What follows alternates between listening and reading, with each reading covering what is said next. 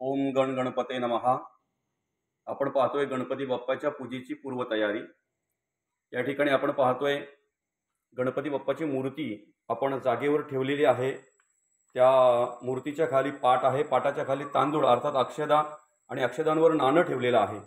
त्याचप्रमाणे समोरच एक कलश आपण पाहतोय। त्या कलशाच्या बाजूलाच अर्थात ताम्हणामध्ये कलश स्थापन केलेला आहे अक्षदांवर, आणि बाजूलाच नवग्रहांचे अर्थात नवविडे ठेवलेले आहेत, आणि त्याच्या बाजूला इकडे 3 इकडे 3 अशा प्रकारे हे विडे ठेवलेले आहेत। आपण बाजूलाच घंटा आहे, दीप आहे, 5 फळं आहेत। इकडे गणपती बाप्पाच्या बाजूला गुळ खोबऱ्याची वाटी आहे, इकडे समई आहे, त्याचप्रमाणे इकडे श्रीफळ आहे।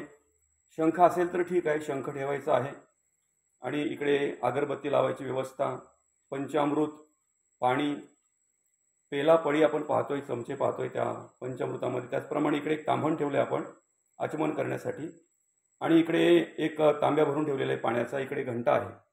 त्याचप्रमाणे अशा प्रकारे आपण साधारणतः पूर्वतयारी गणपती बाप्पाच्या पूजेची करायची आहे।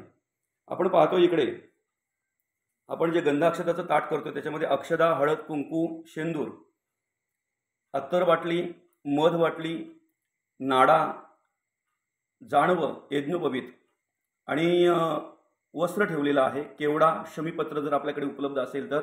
त्याचप्रमाणे इकडे पाहतो आपण बेलाची पानं, दुर्वा, आणि इकडे तुळशीपत्र, जास्वंदाची फुलं, बाकीची फुलं जी आपल्याला पूजेसाठी लागणार आहेत ती। त्याचप्रमाणे इकडे आपण हार पाहतोय, पुष्पहार आणि देवाचं वस्त्र, कंठी उपलब्ध असेल तर कंठी त्याच्याच बाजूला ठेवायची आहे। देवासाठी जाणवं पूर्णपणे मोकळं करून एक तिथेच ठेवायचं आहे बाजूला। अशा प्रकारे ही पूर्वतयारी आपण पाहतोय गणपती बाप्पाची, अगदी साधी आणि सोपी। बघा, अतिशय व्यवस्थितरित्या आपल्याला या ठिकाणी गणपती बाप्पाची तयारी पाहायला मिळते। धन्यवाद।